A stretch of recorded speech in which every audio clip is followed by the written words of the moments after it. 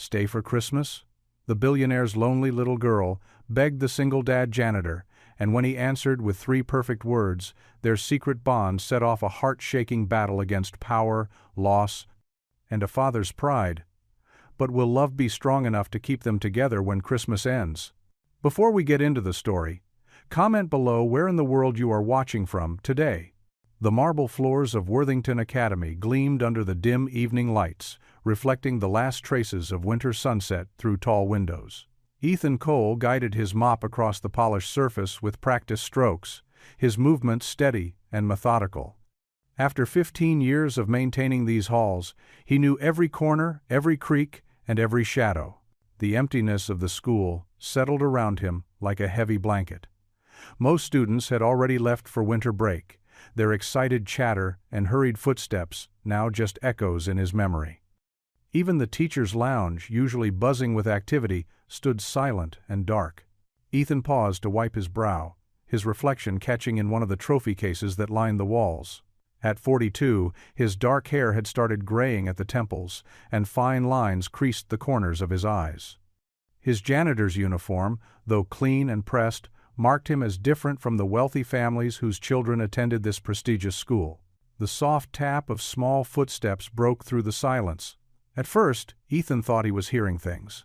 But there it was again, the distinct sound of someone walking slowly, hesitantly through the empty corridor. He turned, mop still in hand, and saw her.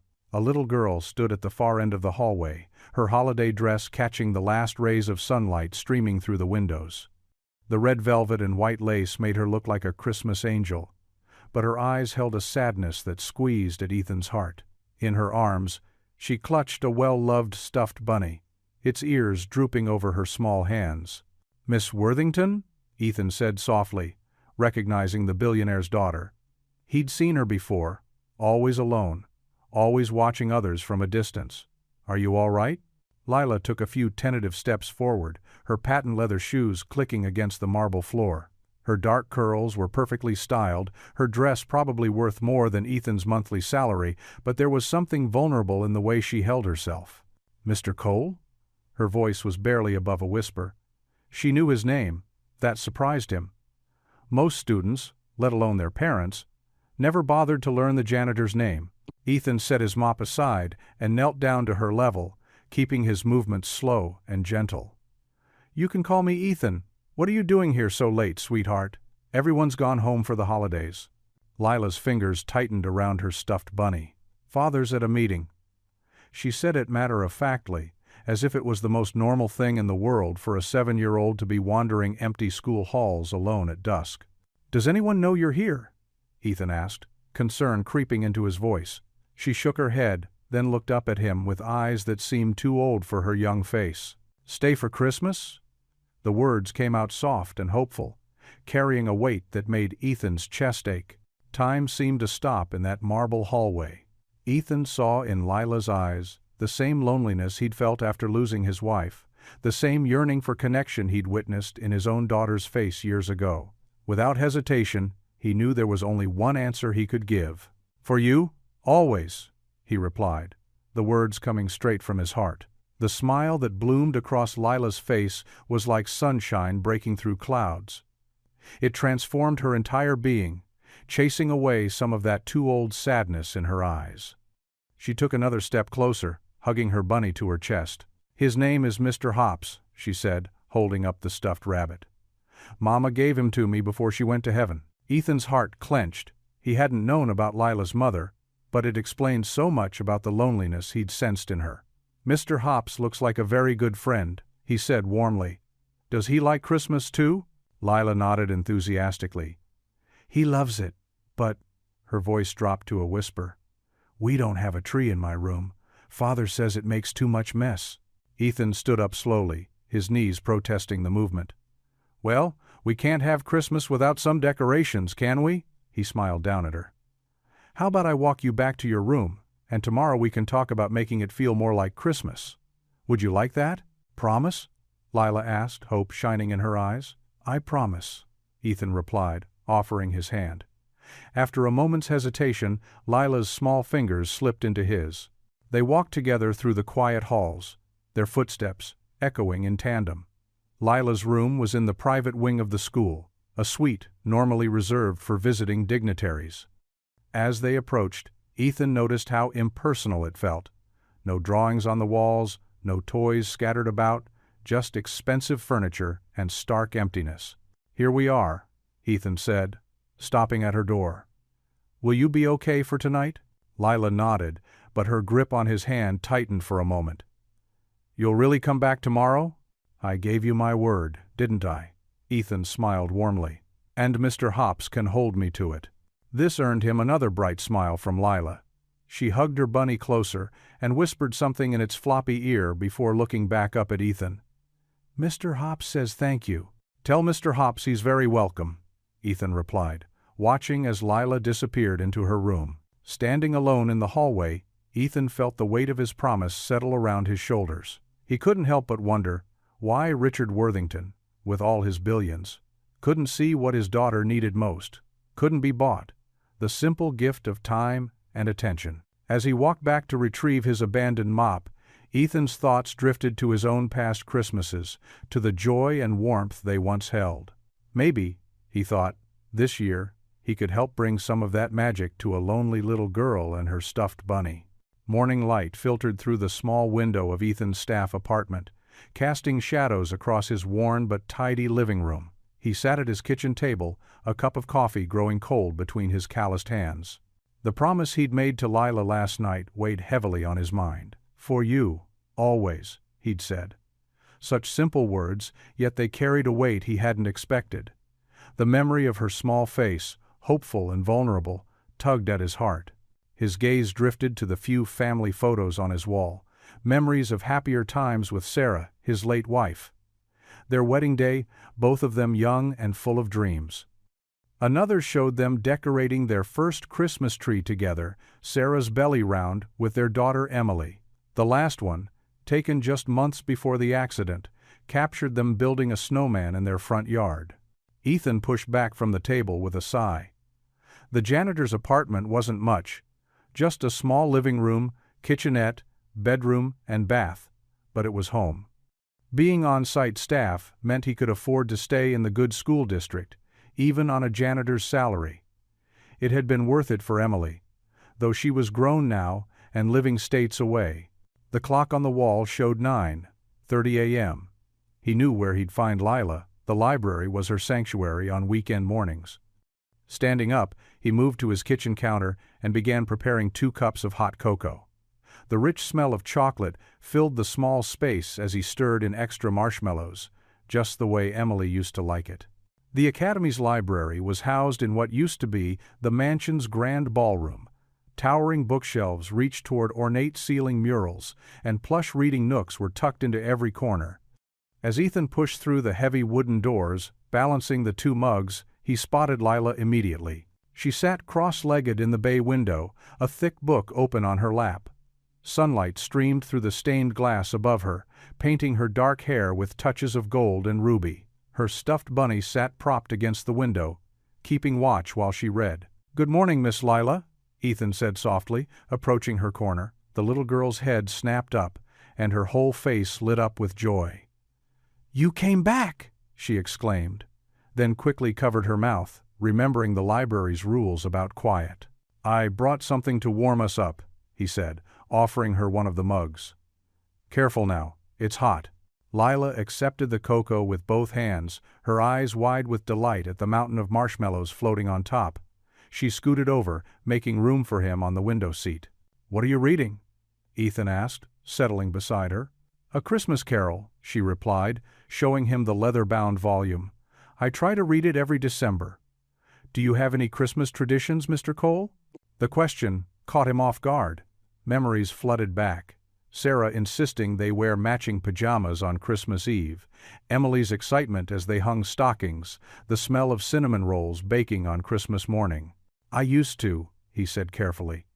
"My wife Sarah loved Christmas.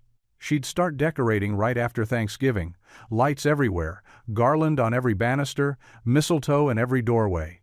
He smiled at the memory. "We'd spend weeks baking cookies and wrapping presents. Christmas Eve, we'd drive around looking at lights, Then come home and drink cocoa, just like this." "Where is she now?" Lila asked quietly, her small face serious. Ethan took a slow sip of cocoa before answering. "She passed away. Almost 10 years ago. Car accident during a snowstorm." "I'm sorry," Lila whispered, reaching out to pat his arm. "My mom's gone too. She died when I was a baby." They sat in comfortable silence for a moment, both sipping their cocoa. Outside, fat snowflakes began drifting past the window. "What about your Christmas traditions?" Ethan asked finally. "What does your family do to celebrate?" Lila's shoulders drooped slightly. "Dad's usually working. Sometimes we have dinner with his business partners, but mostly it's just me and Miss Jenkins, our housekeeper." She traced a finger through the condensation on her mug. "Last year, Dad was in Tokyo for Christmas. He sent lots of presents, but—" She trailed off, but Ethan understood. All the presents in the world couldn't replace having someone there, someone who cared enough to stay. "The tree in the Great Hall is pretty, though," Lila continued, trying to sound cheerful. "And Miss Jenkins lets me help decorate it. Sometimes I pretend the people in the paintings are having Christmas dinner with me." Ethan's heart ached at the loneliness in her voice. He thought of all his Christmases with Sarah and Emily, the laughter, the warmth, the joy of being together. This little girl had none of that. Lila set down her empty mug and turned to face him fully. Her small hand found his, her grip surprisingly strong. "Then you'll be my Christmas," she whispered, her eyes filled with hope and trust. Ethan felt his throat tighten. He knew he should pull away, maintain professional distance. He was just the janitor after all, and she was a student, the owner's daughter no less. But looking into those earnest eyes, he couldn't bring himself to withdraw his hand. Instead, he sat there, snow falling outside, as Lila's tiny fingers held onto him like an anchor in her lonely world. The staff lounge was quiet as evening settled over Worthington Academy. Ethan stood in the supply closet, pushing aside cleaning supplies until he found what he was looking for: a dusty box of construction paper and craft materials left over from previous school years. His fingers traced the edge of a pair of safety scissors, remembering similar nights with Emily when she was Lila's age. He gathered the supplies in his arms and headed back to where Lila waited. She sat primly in one of the oversized armchairs, her feet barely reaching the edge of the cushion. Her stuffed bunny rested in her lap, and she absently stroked its worn ear while staring out the window at the darkening sky. "Look what I found," Ethan said, setting the box on the coffee table. Lila's eyes widened with interest as he spread out sheets of white paper, scissors, and a roll of tape. "What are we making?" she asked, sliding forward in her chair. "Well, I thought we could make some paper snowflakes to decorate these windows. What do you think?" Lila's face lit up. "I've never made those before," she admitted, reaching for a piece of paper. "Never?" Ethan asked gently, settling onto the floor beside the coffee table. "Here, let me show you how." He demonstrated folding the paper into triangles, making sure each fold was crisp and even. Lila watched intently, her small hands mimicking his movements with careful precision. Her tongue poked out slightly as she concentrated. "Now comes the fun part," Ethan said, picking up the scissors. "You cut little shapes along the edges, and when you unfold it," he carefully snipped triangles and half circles into the folded paper. Lila leaned forward, fascinated. With a flourish, Ethan unfolded his creation. A delicate pattern of diamonds and stars emerged in the paper. Lila gasped in delight. "It's magic!" she exclaimed, reaching out to touch the intricate design. "Show me how to do it!" For the next hour they created snowflake after snowflake. Some turned out perfectly, while others had uneven edges or torn spots. Ethan showed Lila how to make different patterns: zigzags, curves, and geometric shapes. Soon, a small pile of paper snowflakes covered the coffee table. "Now we can hang them up," Ethan said, reaching for the tape. He helped Lila arrange them on the windows, spacing them out to catch the light. She insisted on hanging some herself, standing on tiptoe on a chair while Ethan kept a steadying hand on her back. As they worked, Lila's quiet giggles filled the room. She seemed to glow with happiness, so different from the solemn little girl he usually saw in the halls. When the last snowflake was hung, She stepped back to admire their work. "It looks like a winter wonderland," she said softly. Then, almost whispering, she added, "This is how Christmas is supposed to feel, isn't it?" The words caught Ethan off guard. He looked down at Lila, who was still gazing at their paper creations with wonder in her eyes. "What do you mean, sweetheart?" She hugged her stuffed bunny closer. "When you're here, I feel like I belong somewhere. Like I'm not just," she trailed off, searching for words. "Like I'm not just taking up space." The simple honesty of her statement made Ethan's heart ache. He knelt down beside her chair, meeting her eyes. "You belong here, Lila. You're not just taking up space." She gave him a small smile, but her eyes were tired. The evening's excitement had worn her out. As they cleaned up the paper scraps, Lila's movements became slower, her eyelids heavy.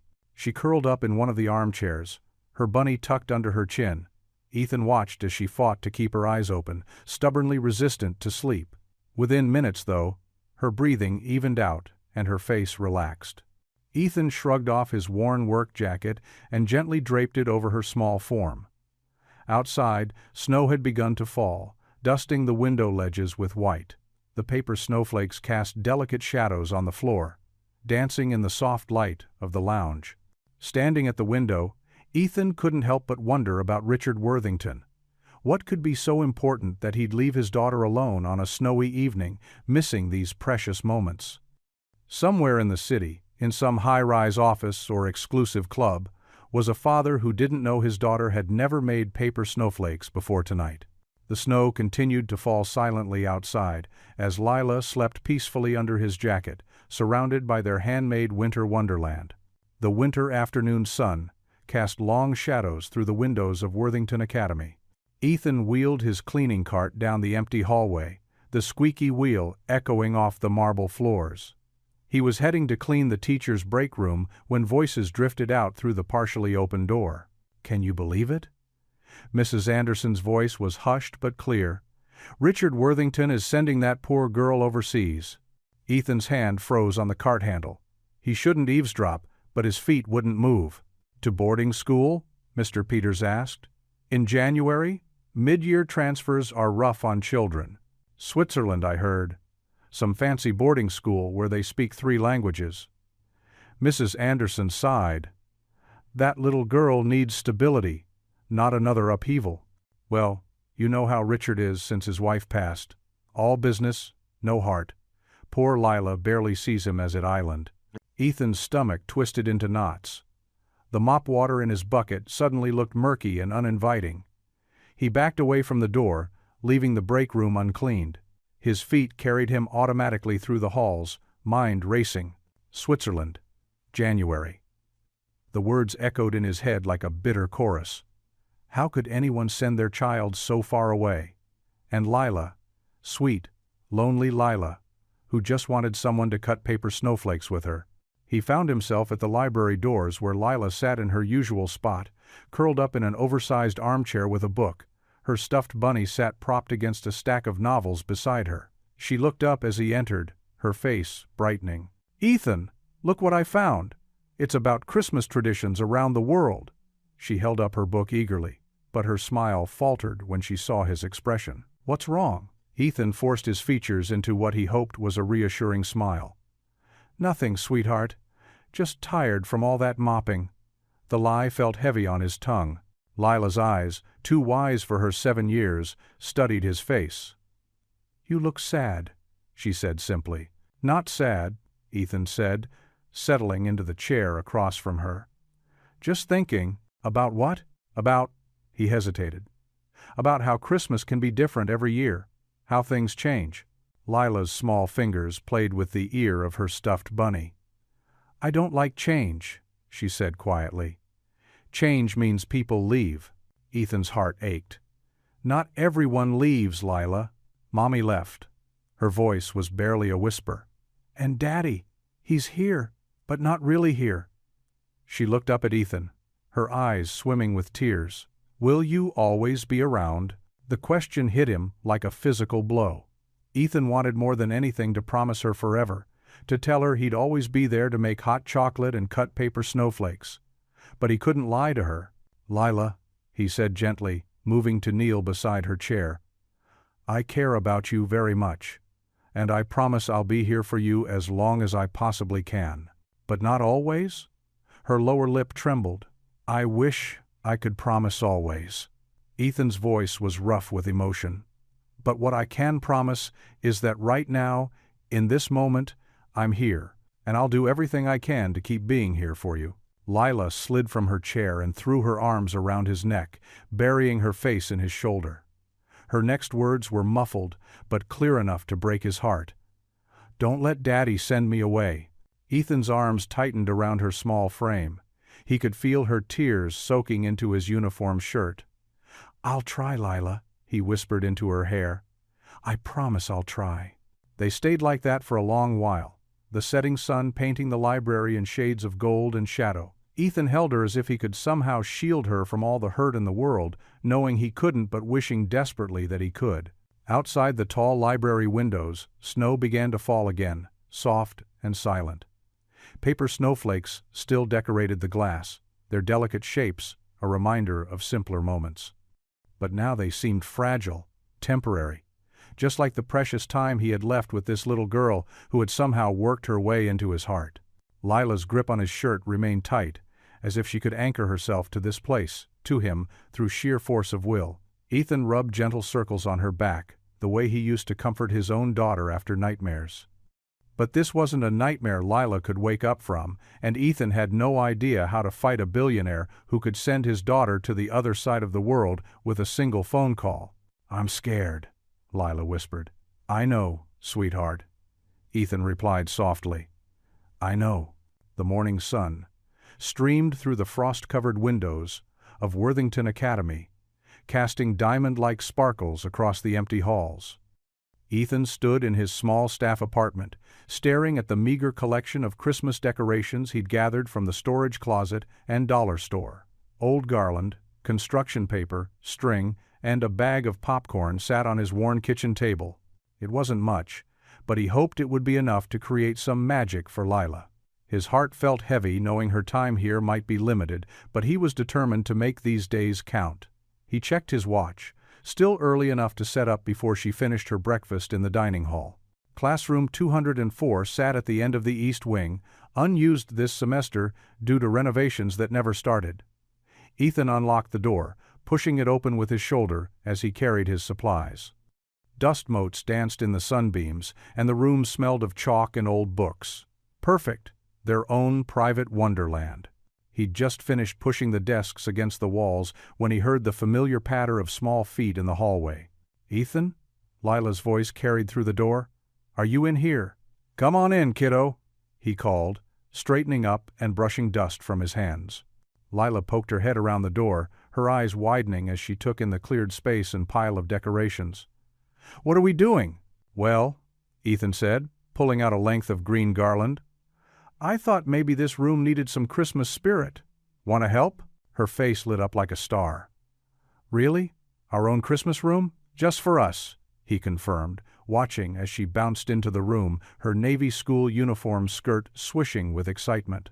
They started with the garland, Ethan lifting Lila so she could drape it along the top of the chalkboard. Her small hands worked carefully, making sure each loop hung just right. "My mom used to let me help with the Christmas decorations," she shared quietly. "Before she went to heaven." Ethan's throat tightened. "My wife loved decorating too," he said softly. "She'd start the day after Thanksgiving." Lila looked at him with understanding beyond her years. "Do you miss her?" "Every day," he admitted, helping her down. "But you know what? She'd love what we're doing right now." They moved on to making paper chains, sitting cross-legged on the floor with strips of red and green construction paper. Lila's tongue poked out in concentration as she carefully glued each link. "Did you know," she said, holding up her growing chain, "that paper chains are like friendship? Each link makes the whole thing stronger." Ethan smiled, touched by her wisdom. "That's beautiful, Lila, and very true." They worked steadily through the morning, transforming the bare classroom into something magical. Ethan showed Lila how to string popcorn into garlands, though more kernels ended up in their mouths than on the string.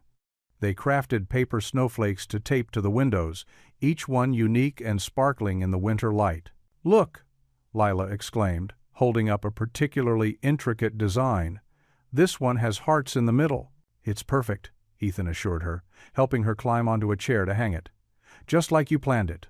They created paper ornaments next, cutting circles and stars from colored paper and decorating them with glitter and markers. Lila drew tiny scenes on each one: a Christmas tree, a snowman, a little house with smoke curling from the chimney. "This is our house," she declared, showing him one ornament with two stick figures standing in front of a home. "See? That's you and me." Ethan's heart squeezed painfully, but he smiled. "It's beautiful, sweetheart. Let's hang it somewhere special." As the afternoon wore on, their Christmas wonderland took shape. Paper chains draped from corner to corner, popcorn garlands circled the room, and handmade decorations covered every surface. They'd even fashioned a small tree from green construction paper and taped it to the wall, surrounding it with their paper ornaments. Lila stood in the middle of the room, spinning slowly with her arms outstretched. "It's magic," she breathed. "Like Christmas, threw up everywhere." Ethan couldn't help but laugh at her description. "That's one way to put it." "Can we stay here forever?" she asked, stopping her spin to look at him hopefully. "Just you and me?" Before Ethan could figure out how to answer, she rushed forward and threw her arms around his waist, pressing her face into his worn janitor's uniform. "You're my family now," she whispered fiercely. "My real family." Ethan's arms wrapped around her automatically, even as his heart ached with the weight of what he couldn't promise. He felt her small fingers clutching the back of his shirt, holding on as if she could keep herself anchored here through sheer will. He knew he should correct her, should explain that family wasn't something that could be claimed so simply. But looking around at their handmade wonderland, at the love and joy they'd created together, he couldn't bring himself to break the spell. Instead, he hugged her tighter, letting her believe, for just this moment, that some wishes really did come true. The winter sun slanted golden through their paper snowflakes, casting patterns across the floor like nature's own Christmas lights. In this room, time seemed to stand still, holding them safe in their pocket of holiday magic, where a lonely little girl and a grieving janitor could pretend they belonged to each other. The winter sun streamed through the stained glass windows of St. Mary's Church, casting colorful patterns across the wooden pews. Ethan Cole adjusted his tie, the only one he owned, and guided Lila Worthington through the heavy wooden doors. She wore a simple blue dress, her stuffed bunny tucked securely under one arm. "Is this where you always come?" Lila whispered, her eyes wide as she took in the towering ceiling and flickering candles. "Every Sunday," Ethan replied softly, leading her to a pew near the back. He'd debated bringing her, worried about drawing attention, but something told him they both needed this today. The church was already filled with familiar faces, teachers from the academy, shop owners from town, families he knew from his rounds at school. A few heads turned as they settled into their seats, and Ethan caught several curious glances. Mrs. Henderson, who ran the local bakery, smiled warmly at them from 2 rows ahead. Her husband taught mathematics at the academy, and their kind eyes made Ethan's shoulders relax slightly. The organ music swelled, and Lila's small hand found its way into Ethan's. Her face lit up as the choir began to sing, their voices rising in perfect harmony. She tried to follow along with the hymnal, though many words were too big for her. "Here," Ethan whispered, pointing to each word as the congregation sang. Lila beamed, her clear voice joining the others, slightly off-key but full of joy. During the sermon, she sat remarkably still, her attention fixed on Reverend Matthews as he spoke about community and caring for one another. Ethan couldn't help but notice how she hung on every word about family and belonging. When the collection plate came around, Lila insisted on putting in the dollar bill Ethan had given her earlier. "For helping other people," she explained seriously. And Ethan's heart swelled with pride. After the service ended, they stood to leave, but found themselves surrounded by friendly faces. Mrs. Henderson approached first, holding a paper bag that smelled wonderfully of fresh bread. "I couldn't help but notice our new visitors," she said warmly. "I always bake extra on Sundays. Would you two like to take some home?" Lila's eyes lit up at the sight of the warm loaf, and Ethan found himself accepting the kind gesture with gratitude. Mr. Thompson, the hardware store owner, came next. "Cole, didn't know you attended Street Mary's. You must join our Wednesday night dinners sometime. Bring this little lady too." He winked at Lila, who giggled shyly. More people gathered around them, each offering warm greetings and genuine smiles. Miss Parker, the school librarian, knelt down to Lila's level. "I see you in the library all the time, sweetheart. You know, we're having a Christmas story hour next weekend. Would you like to come?" Lila nodded enthusiastically, clutching her stuffed bunny closer. "Can we, Mr. Cole, please?" The way she said "we" didn't escape anyone's notice, and Ethan saw several knowing looks exchanged among the adults. Sarah Jenkins, whose children attended the academy, touched Ethan's arm gently. "We've all noticed how much happier Lila's been lately," she said quietly. "It's wonderful to see her smile so much." Word seemed to have spread through the congregation about the unlikely friendship between the school janitor and the billionaire's daughter. Instead of judgment or gossip, Ethan found only support and understanding in their eyes. Reverend Matthews made his way through the crowd, greeting everyone with his characteristic warmth. When he reached Ethan and Lila, he placed a hand on each of their shoulders. "Welcome to our family," he said simply. But his eyes held a depth of meaning that made Ethan's throat tight. As they made their way through the crowd, more people stopped to chat.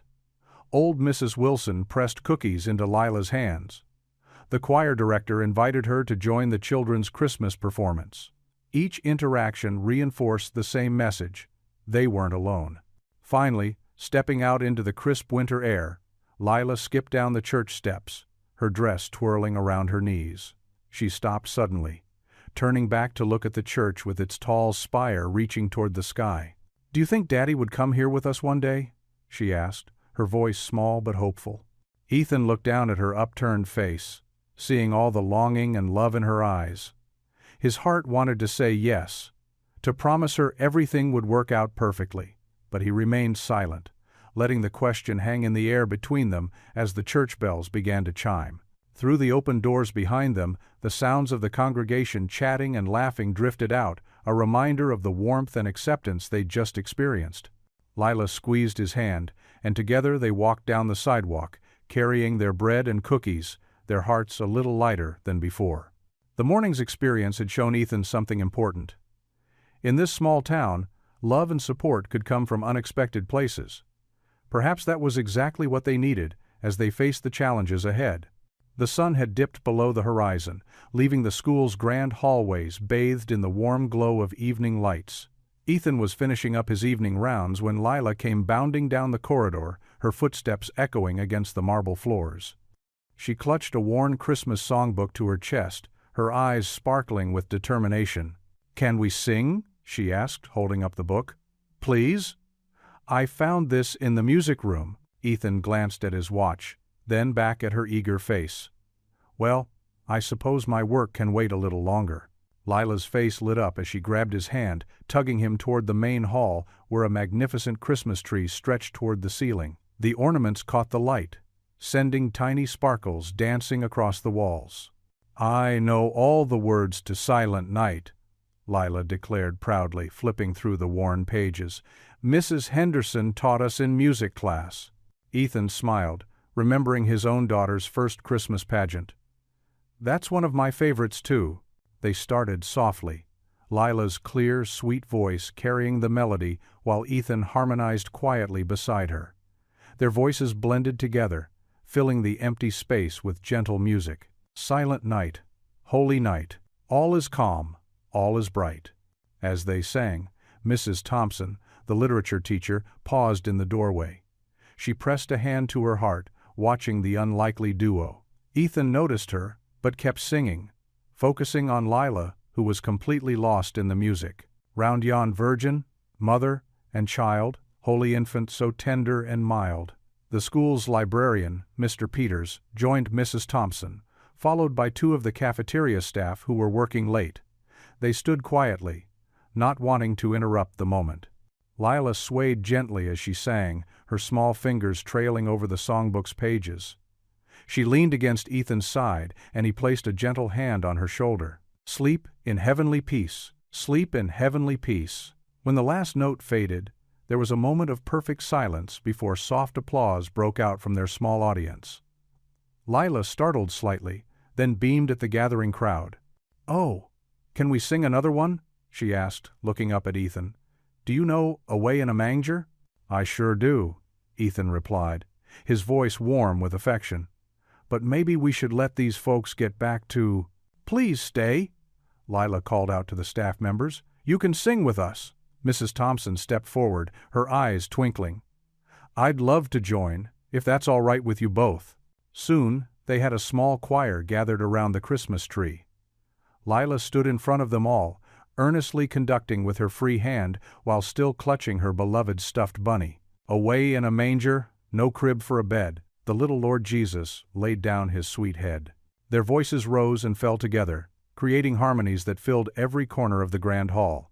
Lila beamed with joy, occasionally glancing up at Ethan as if to make sure he was still there, still singing with her. Miss Rodriguez, the Spanish teacher, had slipped in during the second verse. She quietly pulled out her phone, capturing the heartwarming scene. The soft glow from the Christmas tree illuminated Lila's face as she sang with complete abandon, while Ethan watched over her with gentle pride. They moved through several more carols, the impromptu choir growing as more staff members were drawn by the music. Lila knew every word, her voice growing more confident with each song. She stood straighter, prouder, surrounded by people who saw her. Really saw her perhaps for the first time. "Let's do 'O Holy Night'," Lila exclaimed, flipping through the pages. "It's the most beautiful one. It's also a very difficult one," Ethan said gently. "But you know it, right?" Lila looked up at him with such trust that he couldn't say no. "I do," he admitted. "I used to sing it every Christmas Eve." The group fell silent as Ethan's rich baritone filled the hall.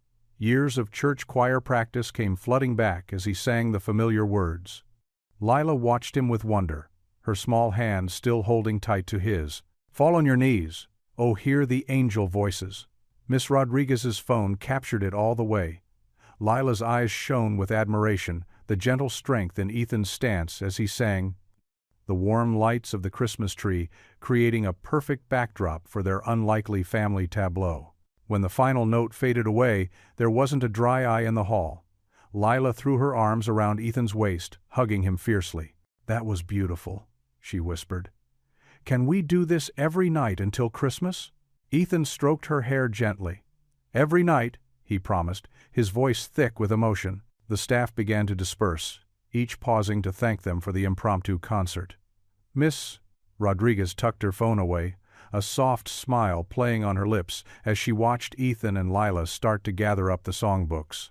The Christmas tree lights twinkled steadily, casting long shadows across the marble floor.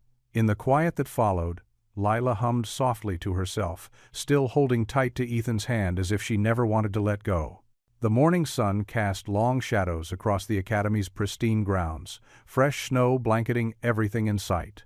Ethan stood at the second-floor window, his breath fogging the glass as he watched a sleek black limousine glide through the iron gates. His heart thumped against his ribs when he recognized the Worthington family crest on the vehicle's door. The car came to a stop at the front entrance, and Richard Worthington emerged, his expensive wool coat whipping in the winter wind. Even from this distance, Ethan could see the man's face was tight with anger.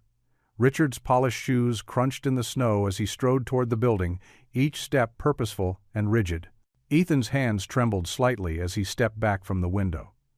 He and Lila were in the library, where they had been reading The Night Before Christmas together. She sat cross-legged on one of the oversized armchairs, completely absorbed in the story's illustrations. "Lila," Ethan said softly, not wanting to startle her. "Your father's here." She looked up, her small face draining of color. "Why? He never comes here." Before Ethan could respond, they heard the heavy main doors slam shut downstairs, followed by quick footsteps echoing through the empty halls. Lila scrambled off her chair and moved closer to Ethan, her hand finding his. Richard's voice boomed through the building. "Lila, where are you?" The library doors burst open with such force that several books tumbled from a nearby cart. Richard Worthington filled the doorway, his tall frame rigid with barely contained fury. His expensive suit seemed at odds with the warm, book-filled space, like a shark in a garden pond. "What is the meaning of this?" Richard's words cut through the air as his eyes fixed on their joined hands. "Take your hands off my daughter immediately." Ethan gently released Lila's hand, but she only gripped his tighter. "Daddy, stop it. Mr. Cole is my friend." "Friend?" Richard's laugh was sharp and cold. "He's the janitor, Lila. He works for me. This is completely inappropriate." Ethan kept his voice steady despite his racing heart. "Mr. Worthington, sir, I understand your concern." "You understand nothing?" Richard cut him off. "I've been hearing disturbing reports. Church services, Christmas carols, paper decorations. You're filling her head with nonsense." Lila stepped forward, her small frame trembling but her voice clear. "Daddy, Mr. Cole is the only one who cares. He stays with me when you're gone.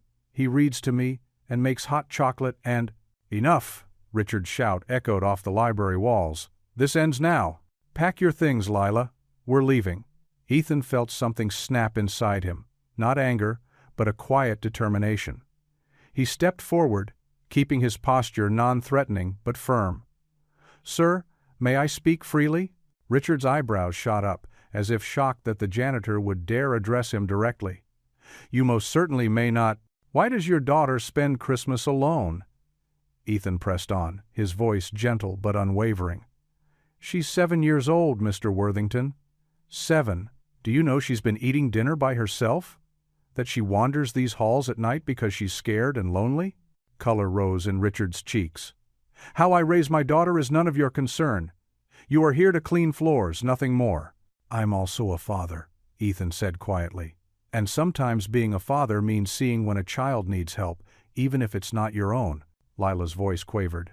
"Please, Daddy, please let me stay with Mr. Cole for Christmas. He makes me feel safe, like how Mommy used to—" "Don't," Richard's voice cracked. "Don't you dare mention your mother." He took a deep breath, straightening his tie with trembling fingers. When he spoke again, his voice was ice. "This discussion is over. Lila will be attending St. Moritz Academy in Switzerland, starting January. I've already made all the arrangements." Ethan felt as if the floor had dropped out from under him. His stomach twisted into knots as he watched Lila's face crumple. "No," she whispered, tears spilling down her cheeks. "No, Daddy, please." "The papers are signed," Richard said flatly. "You leave right after New Year's. And you—" he turned to Ethan, his eyes hard. "You will maintain appropriate distance from my daughter until then, or I will ensure you never work in this state again. Am I clear?" Ethan wanted to argue, to fight, to do something, anything, to stop this. But Richard's words carried the weight of absolute authority, backed by wealth and power that Ethan could never hope to match. He looked down at Lila, who had begun to sob quietly, and his heart shattered. Richard strode forward and took Lila's arm, pulling her away from Ethan. She tried to resist, but her father's grip was firm. "Come along, Lila. The car is waiting." "Mr. Cole," Lila cried out, reaching back toward him as her father led her away. "Please don't let him take me." Ethan stood rooted to the spot, his chest tight with helplessness as he watched Richard march Lila out of the library. Her sobs echoed through the halls, growing fainter until they were silenced by the heavy main doors closing. Through the library window, Ethan watched as Richard ushered his daughter into the waiting limousine. The car pulled away, leaving fresh tracks in the pristine snow. Only then did Ethan sink into the nearest chair, his hands shaking as the full weight of Richard's words settled over him like a heavy blanket. Switzerland, January. The thought made his stomach drop all over again. Ethan's small apartment felt even smaller as he paced back and forth across the worn carpet. The events of the day played over and over in his mind like a broken record. Richard Worthington's cold eyes, Lila's trembling voice, the harsh declaration about Switzerland. His hands shook slightly as he ran them through his hair. The clock on his wall ticked steadily toward 9, each sound echoing in the quiet room. Outside his window, the snow had started falling again, thick flakes dancing in the dim light of the street lamps. His dinner, a hastily made sandwich, sat untouched on the counter. A gentle knock at his door broke through his troubled thoughts. He paused, wondering who would visit at this hour. When he opened the door, Mrs. Hensley stood there, her silver hair dusted with snowflakes and her kind face etched with concern. "May I come in?" she asked softly, clutching her worn leather purse close. "Of course." Ethan stepped aside, suddenly aware of his messy apartment.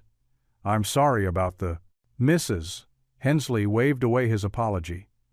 "Don't worry about that, dear. I've seen plenty of homes with far more character than a few displaced cushions." She settled into his threadbare armchair, her eyes taking in the Christmas cards Lila had made him, carefully displayed on his coffee table. "I heard about what happened today," she said, her voice gentle but firm. "Word travels fast in a place like this." Ethan sank onto his couch, shoulders slumping. "I don't know what to do, Mrs. Hensley. That little girl, she deserves so much better than being shipped off to some cold boarding school." Mrs. Hensley was quiet for a moment, her fingers tracing the pattern on her purse. When she spoke again, her voice carried a weight Ethan had never heard before. 20 years ago I had a son named Michael," she began. "He was brilliant, sensitive, too sensitive, perhaps, for this world. His father was like Mr. Worthington, always too busy, too focused on success to see what was right in front of him." She pulled out an old photograph from her purse, handling it with careful fingers. In the picture, a young boy smiled at the camera, his eyes bright with hope. "Michael felt so alone," she continued, her voice catching slightly. "I was working 2 jobs then, trying to keep us afloat after the divorce. I didn't see the signs until it was too late. He was 16 when we lost him." Ethan's heart clenched. "Mrs. Hensley, I'm so sorry." She reached across and patted his hand. "I'm telling you this because I see the same loneliness in Lila's eyes that I saw in Michael's, but there's a difference. She has you, and you have us." "Us?" Ethan asked, confused. Mrs. Hensley smiled, some of her usual warmth returning. "Did you think you were the only one who noticed that child wandering these halls like a little ghost? The cafeteria staff who make sure she always gets extra cookies? The security guard who keeps an eye on her when she reads in the courtyard? We've all seen her, Ethan, and we've all seen how she's bloomed since you started caring for her." She leaned forward, her eyes intense. "The maintenance staff, the teachers who stayed for break, even some of the parents who've heard about this were ready to stand with you. Sometimes it takes a village to save a child." Ethan stood and walked to his window, watching the snow fall. His reflection stared back at him, not just a janitor anymore, but maybe something more. Behind him, he could see Mrs. Hensley's reflection too, patient and supportive. "I'm scared," he admitted quietly. "What if I make things worse for her? What if you don't try and spend the rest of your life wondering if you could have made a difference?" Mrs. Hensley countered gently. She stood and joined him at the window. "You know, when I see you with Lila, I see the father I wish Michael had had, someone who notices, who listens, who stays." The snow continued falling outside, each flake catching the light before joining its fellows on the ground. Ethan thought about Lila's face when they made paper snowflakes together, how her eyes lit up when he promised to stay for Christmas. "Tomorrow morning, I'll make some calls, Mrs. Hensley said, gathering her purse. "There are people who can help, legal aid, child advocates. You won't be fighting this battle alone." She paused at his door. "Just remember, Ethan, sometimes the biggest acts of love come from the smallest gestures. You're already her hero, whether you realize it or not." After Mrs. Hensley left, Ethan remained at the window. The snow had begun to accumulate, covering everything in a clean, white blanket. He pressed his hand against the cold glass, thinking about Lila, about Mrs. Hensley's son, about his own loss and the unexpected family he seemed to be finding here. For the first time since Richard Worthington's devastating announcement, Ethan felt something other than despair. The knowledge that others had noticed, had cared, had been watching out for Lila all along. It filled him with a quiet strength. He wasn't just one man against a billionaire anymore. He was part of something bigger, something that might just be strong enough to make a difference. The snow continued falling, but now each flake seemed to carry a promise of hope. The auditorium of Worthington Academy glowed with warm light from hundreds of twinkling Christmas lights strung across the walls. Wreaths with red velvet bows hung between tall windows, and a massive Christmas tree stood proudly beside the stage, its ornaments catching and reflecting the sparkle. The wooden pews, usually reserved for morning assemblies, were now filled with parents in their holiday best, teachers, and staff members who had chosen to attend before starting their own celebrations. Ethan stood in the shadows of the stage wing, straightening his borrowed tie. Mrs. Hensley had insisted he wear it, pressing the dark green fabric into his hands earlier that day. "It brings out your eyes," she'd said with grandmotherly authority. Now, as he watched the audience settle in, he felt both grateful for and uncomfortable with the attempt to make him look more presentable. In the front row, Richard Worthington sat stiffly in his tailored suit, checking his phone every few minutes. He'd arrived just moments before the program began, causing a slight stir as he made his way to his reserved seat. The other parents gave him a wide berth, perhaps intimidated by his reputation or responding to the cold atmosphere that seemed to follow him. "Ethan!" Lila's excited whisper caught his attention. She appeared beside him in a red velvet dress, her hair arranged in neat curls. "Are you ready?" He knelt down to her level, smiling despite his nerves. "Ready as I'll ever be, sweetheart. But are you sure about this? You could sing with the other children instead." Lila shook her head firmly. "No, I want to sing with you. Please?" Her eyes, bright with hope and determination, made his heart ache. The program began with the usual festivities, kindergartners performing Rudolph the Red-Nosed Reindeer with varying degrees of success, the fourth grade class reciting The Night Before Christmas, and the school choir offering a medley of upbeat holiday songs. Throughout it all, Ethan watched Richard, looking for any sign of softening. The billionaire remained stoic, though he did put his phone away during Lila's classmate's performance. Finally, the moment arrived. Mrs. Hensley, serving as the evening's announcer, stepped up to the microphone. "And now, we have a special performance. Please welcome Lila Worthington and Mr. Ethan Cole, singing Silent Night." A murmur rippled through the audience. Richard's head snapped up, his expression darkening. But before he could react, Lila was already walking onto the stage, her small hand firmly gripping Ethan's larger one. They stood together under the warm spotlight. Ethan could feel Lila trembling slightly, but when she looked up at him, her smile was unwavering. The piano introduction began, soft and reverent. Lila's clear voice rang out first, pure and sweet. "Silent night, holy night, all is calm, all is bright." Ethan joined in on the second line, his deeper voice harmonizing naturally with hers. They had practiced this moment countless times in empty hallways and quiet corners of the school, but this was different. This was their heart song, their plea for understanding. As they sang, something magical seemed to happen in the auditorium. The audience leaned forward in their seats, caught up in the simple beauty of the moment. Several people dabbed at their eyes. Mrs. Hensley, standing in the wing opposite them, pressed her handkerchief to her mouth. "Sleep in heavenly peace."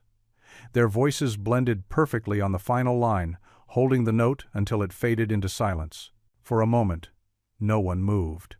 Then the applause started, growing from a gentle patter to thunderous approval. Someone in the back stood up, then another person, until the entire audience was on their feet, except Richard Worthington. But Ethan saw it.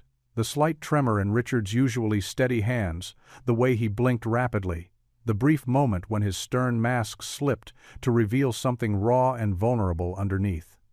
For just a second, Richard looked lost, like a man who had forgotten something important and suddenly remembered what it was. The moment passed quickly. Richard's expression hardened again, though not quite as completely as before. He remained seated while others around him continued to applaud, his eyes fixed on his daughter.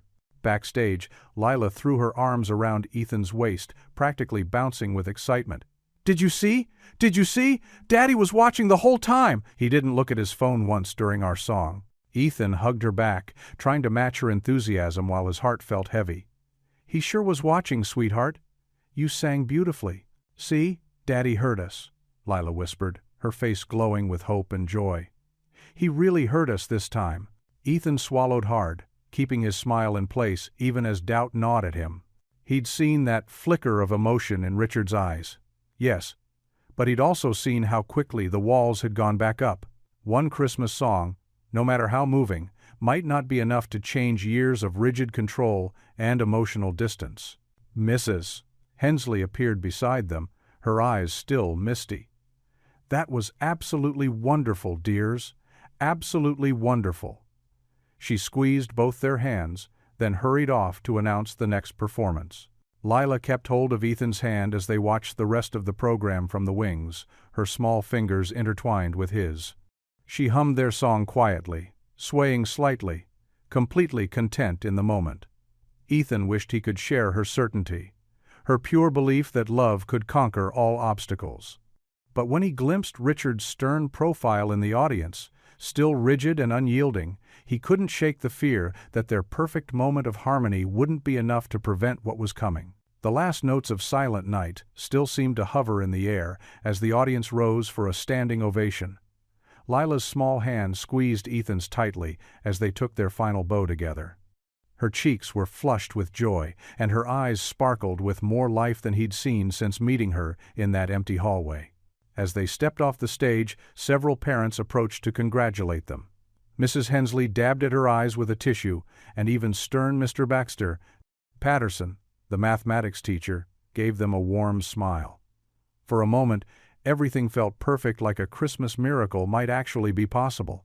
Then Ethan saw Richard Worthington striding toward them through the crowd. The billionaire's expression was carefully controlled, but his eyes were cold as winter frost. "Mr. Cole," Richard said, his voice carrying that particular tone of authority that made everyone else step back. "A word, please, in private." Lila's grip on Ethan's hand tightened. He gave her fingers a gentle squeeze before letting go. "It's okay, sweetheart," he said softly. "Why don't you show Mrs. Hensley the paper snowflakes we made while I talk to your father?" Mrs. Hensley immediately understood, stepping forward to guide Lila away. The little girl glanced back several times, worry creasing her forehead. Richard led Ethan to his private office, a room Ethan usually only entered to empty the waste bins late at night. Now, standing before the massive mahogany desk while Richard closed the door, he felt every bit the janitor he was. "That was quite a performance," Richard said, adjusting his gold cufflinks. "Tell me, Mr. Cole, when exactly did you decide it was appropriate for a member of the maintenance staff to become so involved with my daughter?" The words stung, but Ethan kept his voice steady. "Sir, Lila was alone. She needed—" "What my daughter needs," Richard cut in sharply, "is structure, discipline, a proper education, not paper crafts and Christmas carols with the help." Ethan felt his face flush at the deliberate insult, but he held his ground. "What Lila needs is love, Mr. Worthington. She needs someone to see her, to listen to her, to—" "Enough!" Richard's fist came down on the desk. "You are a janitor, Mr. Cole. You clean floors and empty trash. You are not a teacher, not a counselor, and certainly not a parent." His voice turned deadly quiet. "You have grossly overstepped your boundaries, and I will not allow it to continue. Please." Ethan tried one more time. "Just think about what this will do to her, sending her away." "My daughter's future is none of your concern," Richard interrupted. "I have already finalized arrangements with École Internationale in Switzerland. Lila leaves the day after Christmas." He straightened his tie, a gesture of finality. "And you, Mr. Cole, will not be returning to Worthington Academy after the holiday break. I suggest you use this time to seek employment elsewhere." The words hit Ethan like physical blows. Not just losing Lila, but his job too.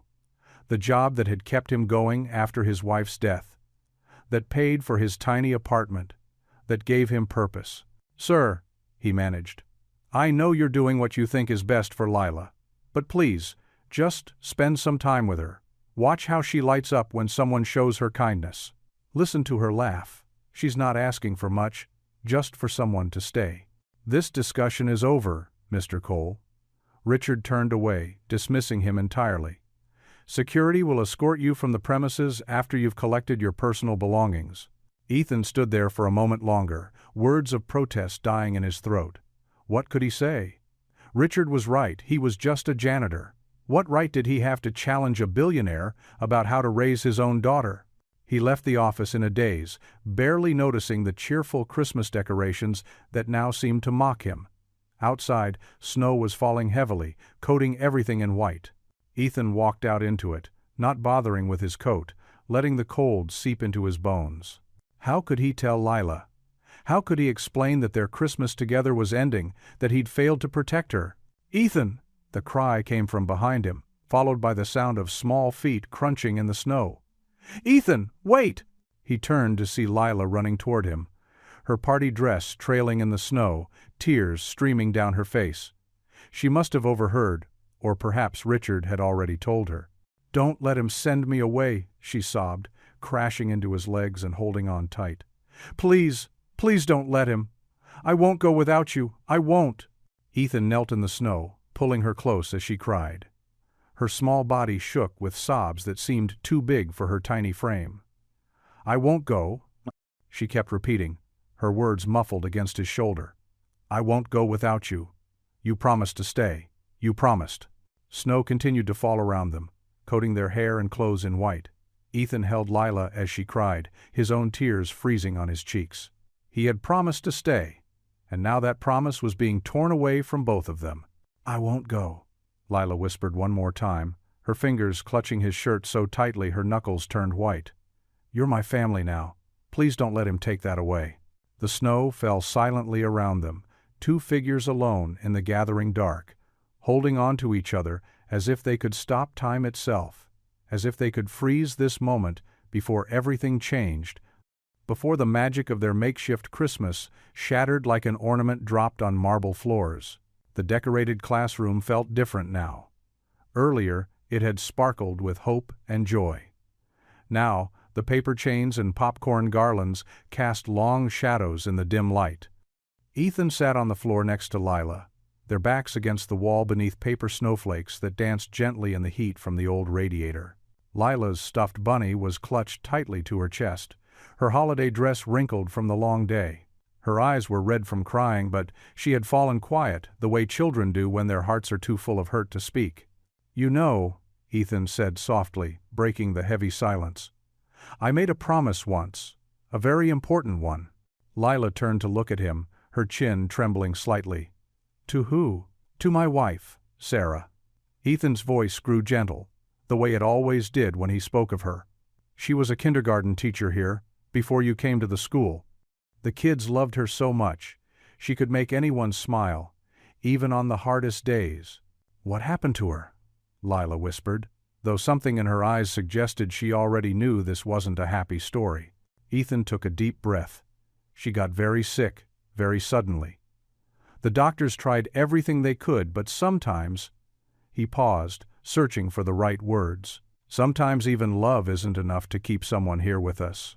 Lila reached out and took his hand, her small fingers wrapping around his work-roughened ones.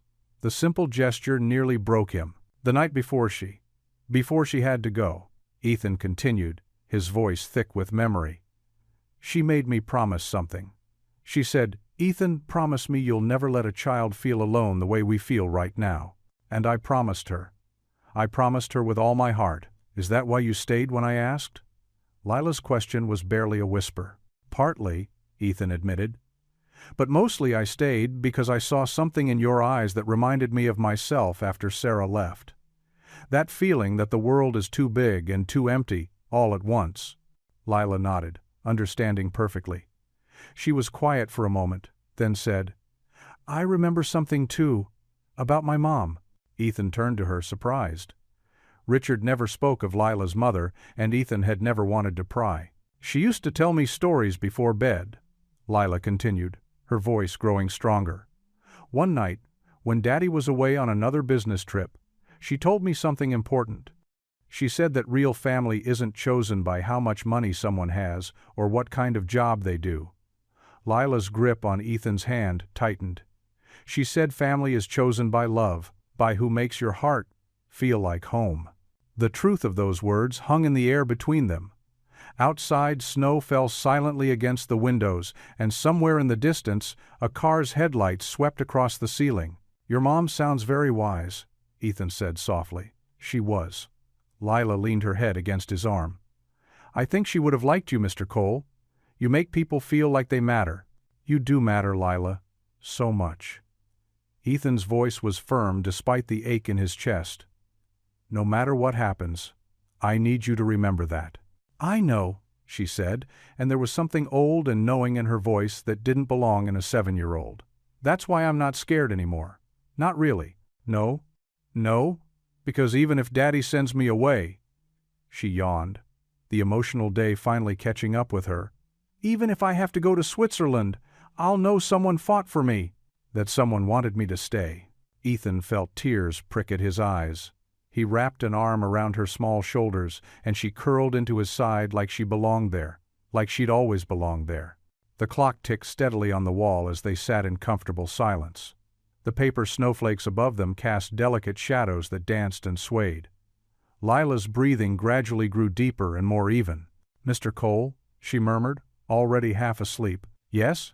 Thank you for making this the best Christmas ever, even if it's sad now." Ethan couldn't speak past the lump in his throat. He just held her closer as her eyes drifted shut. The minutes ticked by. Outside, the church bells began to toll midnight, marking the arrival of Christmas Day. Ethan felt sleep tugging at him too, but he wanted to hold on to this moment just a little longer. Lila's weight against his side, her complete trust in him, the paper snowflakes watching over them like silent guardians. As the final bell tone faded away, Ethan finally let his own eyes close.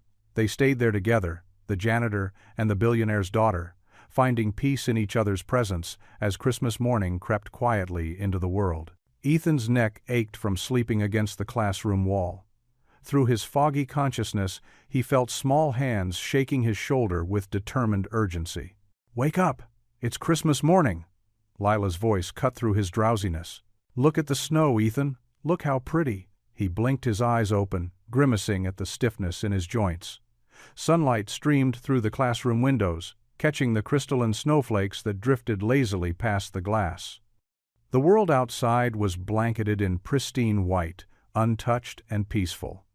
Their paper decorations cast dancing shadows on the walls as the morning light filtered through them.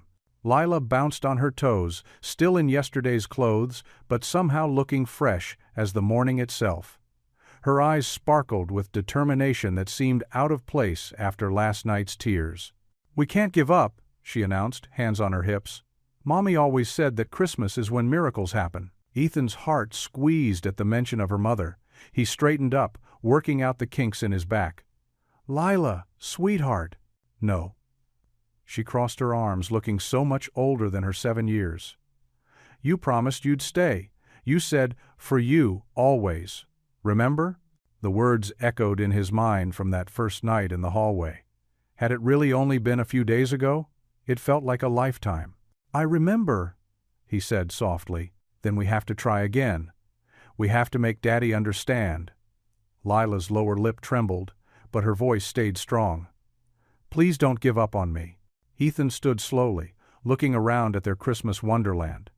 The paper chains they'd made together, the popcorn garlands strung with careful fingers, the crayon drawings of Christmas trees and reindeer taped to the walls. Each decoration held a moment of joy, of connection, of family being built one small piece at a time. She was right. He couldn't give up. "Your mother sounds like she was very wise," he said, kneeling down to Lila's level. "And you know what? My wife used to say something similar. She believed that sometimes the biggest changes come when we face things with love instead of fear." Lila's eyes widened. "You never talk about your wife." "No, I don't." Ethan smiled, sadly. "But she taught me that being brave doesn't mean fighting. Sometimes it means opening your heart, even when you're scared." "Like making paper snowflakes?" Lila picked up one that had fallen to the floor, turning it in her small hands. "You have to fold it just right and cut careful holes, and you don't know what it'll look like until you open it up." Ethan's breath caught at her simple wisdom. Exactly like that. Sometimes the most beautiful things come from being willing to be vulnerable. He stood up, decision crystallizing in his mind. He wouldn't confront Richard with anger or demands. He would show him the truth about loss, about love, about the family that could grow in the most unexpected places. "What are you going to do?" Lila asked, clutching her paper snowflake. "I'm going to talk to your father. One more time." He squeezed her shoulder gently. "But first, we need to get you cleaned up and changed. Christmas morning deserves fresh clothes and a proper breakfast." They walked together to Lila's room, where she quickly changed into a red holiday dress while Ethan waited in the hall. Then they headed to the school kitchen, where he made hot chocolate and toast with cinnamon sugar, a simple Christmas breakfast that made Lila beam with delight. As they ate, Ethan explained his plan. "I'm going to call your father and ask him to come here. Today." "On Christmas?" Lila's eyes went wide. "Yes, because today, of all days, we should be honest about what matters most." He pulled out his phone, hesitating for just a moment before dialing the number Mrs. Hensley had given him for emergencies. To his surprise, Richard answered on the second ring. "Mr. Worthington," Ethan said, keeping his voice steady, "I know it's Christmas morning, but I need to speak with you about Lila, please." There was a long pause. Then, "I thought I made myself clear last night, Mr. Cole." "You did, sir. But it's Christmas, and your daughter deserves one more chance to show you something important." Ethan watched Lila across the table, drawing strength from her hopeful expression. "Just 30 minutes. That's all I'm asking." Another pause, longer this time. Finally, Richard's clipped voice. "I'll be there in an hour." Ethan ended the call, letting out a breath he hadn't realized he'd been holding. Lila launched herself around the table to hug him fiercely. "Thank you," she whispered into his shirt, "for trying again." They spent the next hour preparing. Lila insisted on rehanging fallen decorations and straightening the classroom. Ethan watched her fuss over every detail, his heart both heavy and full. Whatever happened next, he wanted her to remember that someone had cared enough to fight for her, not with fists or harsh words, but with paper snowflakes and patience and love. At precisely 1 hour later, they heard the crunch of tires on snow. Through the window they watched Richard's black limousine pull up to the school's entrance, its sleek surface dotted with fresh snowflakes. Ethan knelt down one more time in front of Lila. "Remember what we talked about? No matter what happens, you are loved. By your mom watching from heaven, by me, and by your father, even if he has trouble showing it." Lila nodded solemnly, then threw her arms around his neck. "For you, always," she whispered, echoing his words from that first night. Ethan stood, squaring his shoulders as he heard footsteps in the hall. The paper snowflakes twirled above them, catching the winter light, reminding him of what Lila had said, "Sometimes you have to open up to see the beauty inside." The great hall of Worthington Academy stood silent and majestic in the early Christmas morning light. Sunbeams pierced through the towering stained glass windows, casting pools of red, blue, and gold across the marble floor that Ethan had mopped countless times. The crystalline snow outside made the colored light dance, creating an almost ethereal atmosphere in the otherwise empty space. Ethan stood near the central pillar, his work boots leaving small wet marks on the pristine floor. He'd changed into his cleanest shirt, though it was still worn at the edges. His hands, rough from years of manual labor, hung loosely at his sides as he waited. The heavy oak doors creaked open, and Richard Worthington's commanding presence filled the space. The billionaire wore an immaculate suit, as if Christmas morning was just another business meeting.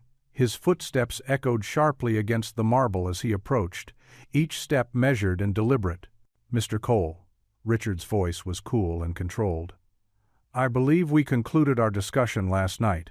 Ethan took a deep breath, drawing strength from the morning light surrounding them. "Sir, please, just give me 5 minutes." Richard checked his expensive watch but remained silent, which Ethan took as permission to continue. 3 years ago," Ethan began, his voice soft but steady, "I lost my wife Sarah to cancer. She was my whole world, along with our daughter."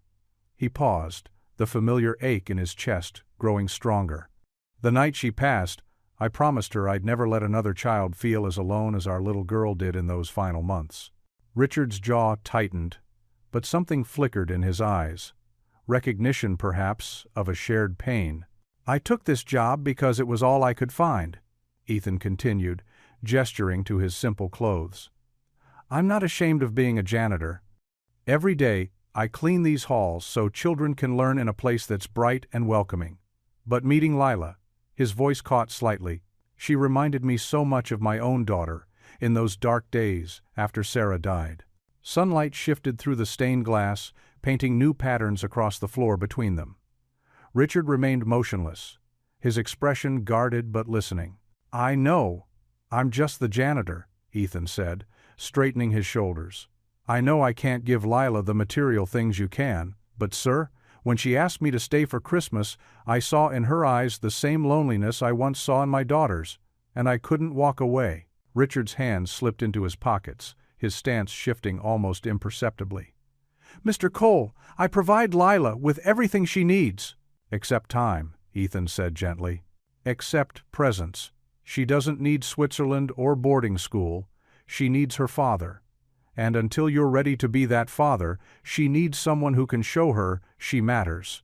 The billionaire's facade cracked slightly, pain seeping through the cracks. "You think I don't know what my daughter needs?" "I think you know exactly what she needs," Ethan replied, his voice warm with understanding. "But giving her love means being vulnerable again, doesn't it? After losing her mother, it's easier to keep Lila at arm's length than risk that kind of pain again." Richard turned sharply toward one of the windows, sunlight illuminating the tension in his face. "You presume too much." "I'm not trying to replace anyone," Ethan continued softly.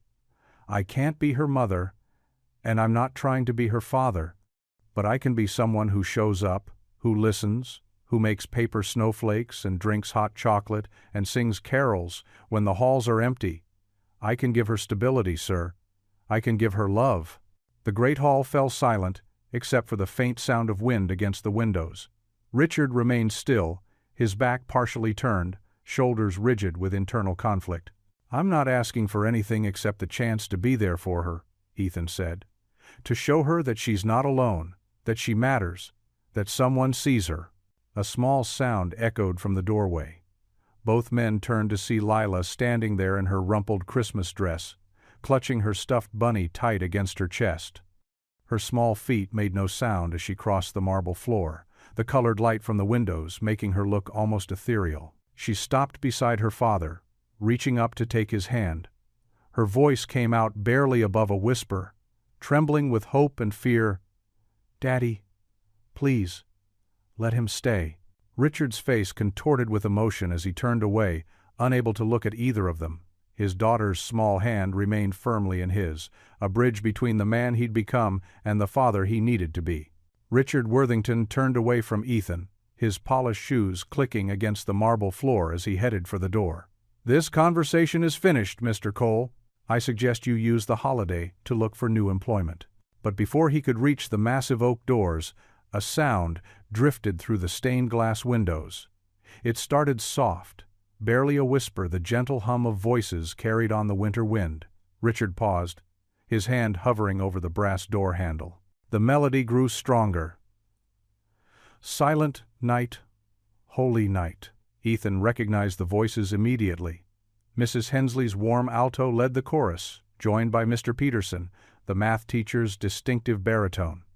More voices joined in, some young, some old, weaving together in the crisp morning air. Richard's shoulders tensed. He stepped toward the nearest window, his reflection sharp against the colored glass. Outside, a crowd had gathered on the snow-covered grounds. Dozens of candles flickered in the early morning light, held by mittened hands and casting warm glows on familiar faces. The entire staff of Worthington Academy stood shoulder to shoulder with students who hadn't gone home for break. Church members from Sunday service mixed with local shopkeepers. Even old Mrs. Murphy from the bakery was there, her flour-dusted apron replaced with a thick winter coat. All is calm, all is bright. Each person held a candle, the flames steady despite the gentle snowfall. Their breath formed white clouds in the winter air as they sang, eyes turned up toward the academy windows. Some held handmade signs, "Lila belongs here," and "Love makes a family," written in careful strokes. Richard's hand trembled slightly as he pressed it against the cold window pane. His perfectly composed expression cracked just a fraction as he watched Tommy Chen's parents, owners of the local Chinese restaurant, standing next to Professor Williams, the literature teacher who'd served at the academy for 30 years. The carol ended, its final notes floating away on the breeze. Mrs. Hensley stepped forward, her candle held high. Her voice, usually so gentle in the library, carried clear and strong through the morning air. "Mr. Worthington," she called out, "we're here because we love Lila.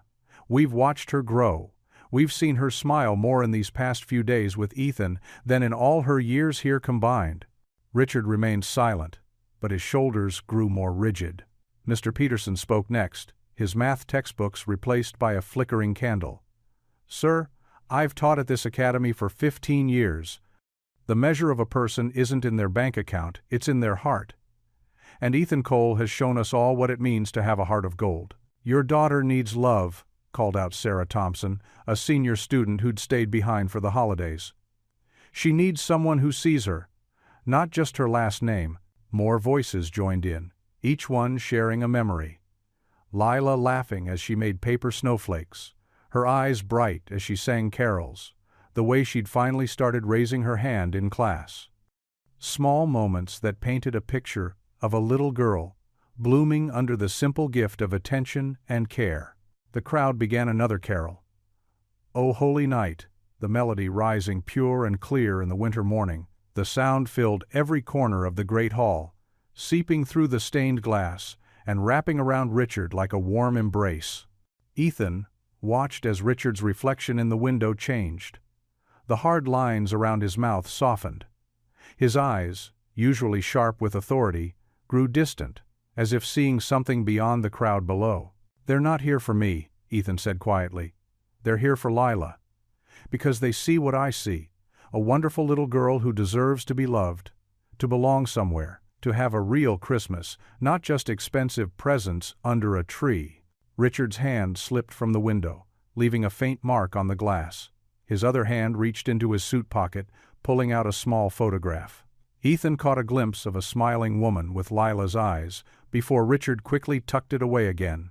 The carol swelled to its climax, voices rising in perfect harmony. "Fall on your knees, oh hear the angel voices."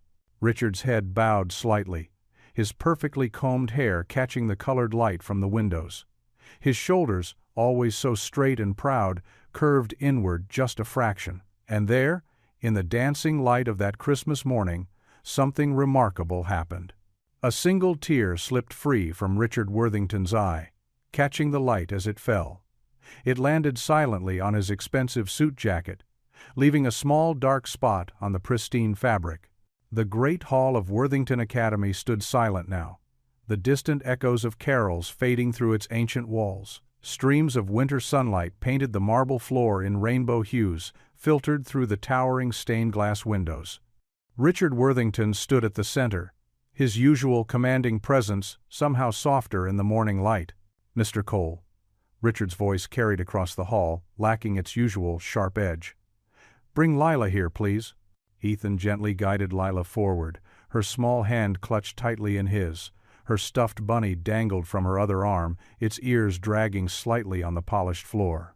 The click of their footsteps echoed in the vast space as they approached Richard. Richard's eyes, usually so steely and determined, held something different now, a vulnerability that made him look suddenly human. He knelt down, bringing himself to Lila's level, something Ethan had never seen him do before. "Lila," Richard began, his voice catching slightly. He cleared his throat and tried again. "Lila, when your mother passed away, He paused, struggling with words that had gone unspoken for too long. "I didn't know how to be both mother and father to you. I thought if I focused on providing everything money could buy, it would be enough." Lila stood very still, her fingers tightening around Ethan's hand. Her eyes, so like her father's, watched Richard intently. "But I was wrong," Richard continued, his composed facade cracking further. "I've been afraid, sweetheart, afraid of feeling the pain of loss again, afraid of failing you the way I failed your mother. So I built walls. I buried myself in work. I convinced myself that sending you away to the finest schools would give you the best life possible." Ethan felt Lila trembling slightly beside him. He squeezed her hand gently, offering silent support. Richard glanced up at Ethan, something like recognition crossing his face. "But watching Mr. Cole with you these past few weeks, seeing how he cares for you, how he fights for you." He shook his head slowly. "He showed me the kind of father I should have been, the kind of father I was afraid to be." Tears welled in Lila's eyes, but she didn't move, didn't speak. She seemed afraid that any sound might break this moment, might make her father retreat behind his walls again. "Mr. Cole," Richard straightened, addressing Ethan directly now. "You've done what I couldn't. You've given my daughter the one thing money can't buy: genuine love and attention. You've shown her what it means to have someone truly present in her life." The sunlight shifted through the windows, casting new patterns across the floor. Outside, the sound of carol singers had faded completely, leaving only the hushed anticipation of this moment. "I've been wrong about many things," Richard continued, his voice stronger now. "But perhaps my greatest mistake was seeing your position here as beneath us. You've proven that true worth isn't measured by wealth or status, but by the capacity to love and protect." He took a deep breath, squaring his shoulders as if preparing for an important business declaration. But when he spoke again, his voice was gentle. "I would like you to remain in Lila's life, Mr. Cole. Not as a member of the staff, but as family." Lila's small gasp echoed in the hall. Her grip on Ethan's hand loosened slightly as she looked between the two men, hope dawning on her face. "We can work out the details," Richard added quickly, his businessman's mind already turning to practicalities. "But I want you to be part of Lila's life permanently. To be the father figure, she needs the one I'm learning to be. Perhaps." He paused, showing rare uncertainty. "Perhaps we both could learn from you." Tears spilled down Lila's cheeks now, but they were accompanied by a smile that lit up her entire face. She released Ethan's hand and did something she hadn't done in years. She ran to her father and threw her arms around his neck. Richard stiffened for just a moment, then slowly, carefully wrapped his arms around his daughter. His eyes closed, and for the first time since Ethan had known him, Richard Worthington looked at peace. Lila pulled back slightly, her face wet with tears but beaming with joy. She reached out one hand toward Ethan, inviting him into their embrace. When he stepped forward, she pulled him close, creating a circle of three where once there had been only separation and loneliness. In that moment, as morning sunlight streamed through the stained glass windows of Worthington Academy's Great Hall, something profound shifted. The walls between wealth and service, between loneliness and love, between fear and hope, crumbled just a little more. And in their place, something new began to grow. The first tender shoots of family, born not from obligation or blood, but from the simple, powerful choice to love. The academy cafeteria had been transformed beyond recognition. Gone were the stark fluorescent lights and institutional feel, replaced by the warm glow of countless twinkling Christmas lights strung across the ceiling. Garlands of fresh pine and holly adorned the walls, their deep green bringing life to the usually sterile space. Red and gold tablecloths, draped over the long tables, scattered with pine cones and handmade centerpieces crafted by the local children. The aroma of a feast filled the air: roasted turkey, glazed ham, fresh-baked rolls, and dozens of home-cooked dishes brought by townspeople who had rallied to create this impromptu celebration. Steam rose from crockpots filled with Mrs. Henderson's famous mashed potatoes and Mr. Thompson's special gravy, while platters of cookies and pies lined a dessert table that seemed to stretch forever. At the head table, Ethan sat between Lila and Richard, still trying to process the extraordinary turn of events. Lila bounced in her seat, her eyes wide with wonder at the festive scene before her. Her stuffed bunny sat propped in its own chair, sporting a tiny red bow tie someone had thoughtfully provided. "Look, Ethan!" Lila tugged at his sleeve, pointing to where the cafeteria ladies were arranging a mountain of Christmas cookies. "They made some shaped like snowflakes, just like our paper ones." "They sure did," Ethan smiled, catching Mrs. Hensley's knowing wink from across the room. The librarian had clearly spread the word about their paper snowflake evening. Richard watched their interaction with new eyes. His usual rigid posture had softened, and he'd even loosened his tie, a small but significant gesture for a man who treated every moment as a board meeting. When Lila offered him a cookie, he actually took it, something the old Richard would never have done. "The frosting might mess up your suit, Daddy," Lila warned with grave seriousness. Richard looked at the cookie, then at his daughter's earnest face, and took a deliberate bite. A drop of frosting landed on his tie. "Worth it," he declared, making Lila giggle with delight. The cafeteria hummed with conversation and laughter as people filled their plates and found seats. Teachers chatted with parents, maintenance staff mingled with administrators, and children darted between tables, their dress clothes already showing signs of holiday wear. The usual social barriers of Worthington Academy had melted away like snow in sunshine. Mrs. Martinez, who cleaned the science labs, brought over a steaming plate of her traditional tamales. "For the family," she said warmly, setting it before them. The word family no longer felt strange when applied to their unlikely trio.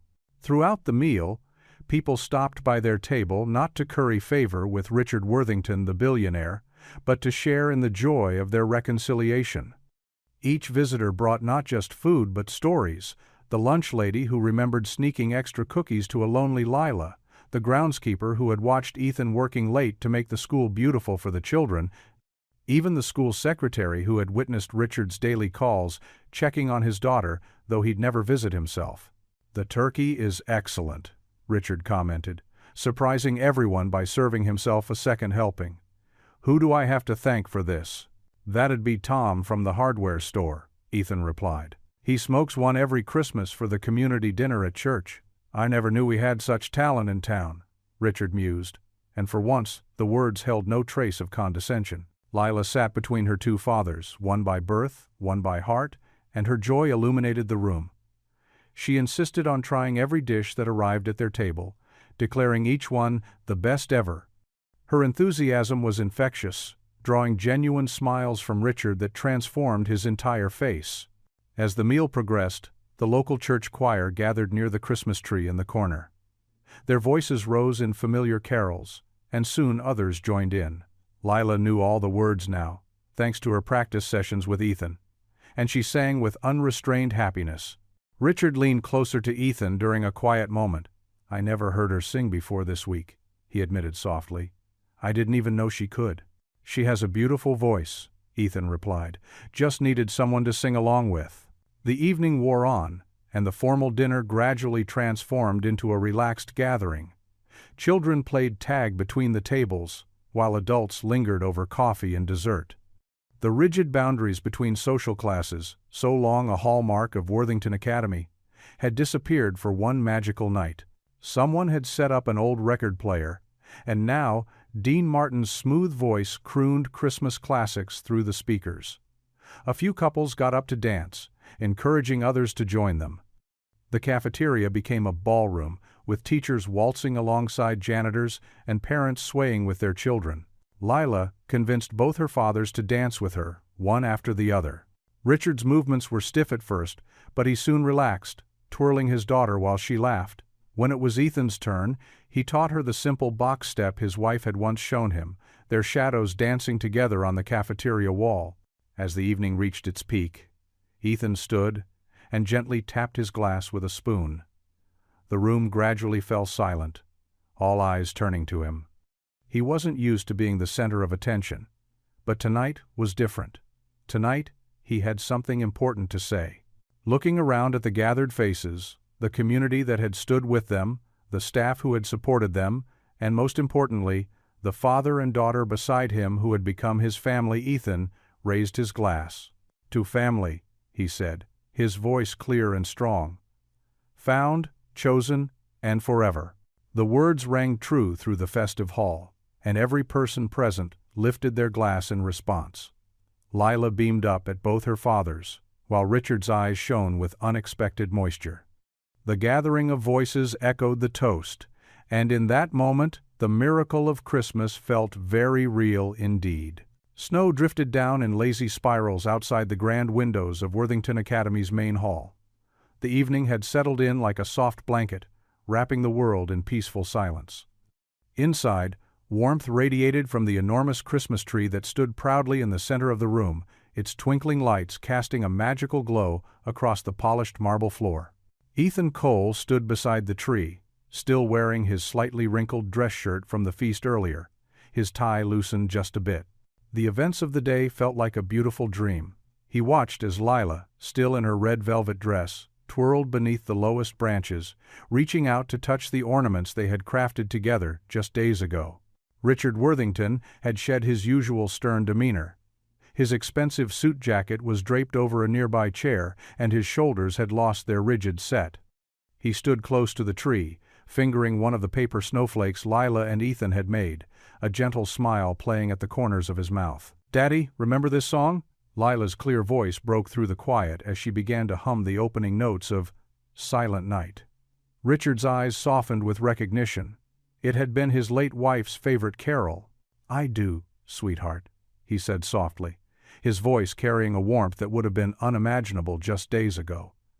"Your mother used to sing it to you when you were tiny." Ethan watched the tender moment between father and daughter, his heart full. Just hours ago he had feared losing Lila forever. Now, here they were, standing together as an unlikely but undeniable family. "Let's all sing," Lila insisted, reaching for both their hands. "Please?" Richard cleared his throat and nodded, while Ethan smiled encouragingly. Their voices rose together, hesitant at first, then growing stronger. Silent night, holy night, all is calm, all is bright. Their harmony wasn't perfect, but it held something more precious than musical precision. It carried hope, healing, and the promise of tomorrow. Lila's sweet soprano soared above their deeper voices, pure and clear as a bell. As they sang, Ethan's mind drifted back to that first evening when he'd found Lila wandering the empty halls. He could still see her small figure, clutching her stuffed bunny, her eyes full of loneliness and hope. Who could have known that her simple request, "Stay for Christmas," would change all their lives so profoundly? The carol ended, its final notes floating up toward the vaulted ceiling. Outside, the snow continued to fall, coating the window ledges in pristine white. The Christmas tree lights twinkled off the fresh snow, creating rainbow sparkles that danced across the walls. "Another one?" Lila asked, her eyes bright with joy. "Please?" Richard chuckled, a sound that was becoming wonderfully familiar. "One more, then. Bedtime, young lady." They launched into Away in a Manger, Lila swaying gently between them. Ethan noticed how Richard's hand remained clasped with his daughter's, his thumb moving in small, comforting circles. It was a father's gesture, one that spoke of love and protection. The evening felt magical, but what struck Ethan most was how natural it all seemed. The billionaire and the janitor, standing together by a Christmas tree, singing carols with a little girl who had brought them both back to life. Sometimes the greatest miracles came wrapped in the simplest packages. As their voices faded on the final verse, Lila turned to Ethan, her expression suddenly serious. In the soft glow of the Christmas lights, she looked older than her 7 years, wise beyond her time. "Ethan?" she whispered, her voice carrying that same note of uncertainty it had held that first night. "Yes, sweetheart?" Her small fingers tightened around his hand. "Stay for Christmas?" The question held so much more weight now. It wasn't just about one holiday anymore, it was about all the days to come, about family and belonging and love that knew no boundaries. Ethan knelt down beside her, aware of Richard's watchful but approving gaze. He pulled Lila into a tight hug, feeling her small arms wrap around his neck, her trust complete and unconditional. "For you, always," he whispered back, the words carrying the same perfect truth they had that first night. Outside, the snow continued to fall, each flake a tiny miracle, just like the miracle that had brought them together. The Christmas tree glowed steadily, its light embracing the 3 figures standing beneath its branches. A father learning to love again, a daughter who had found her way home, and a man who had discovered that sometimes the greatest gifts come when we simply open our hearts and say yes to love. What would you do if you were in their place? Comment your answer below and let's see how you'd rewrite the ending. If you enjoyed the story of Ethan Cole, I handpicked the next story that you will enjoy. Please, don't miss this one. Click here to watch it.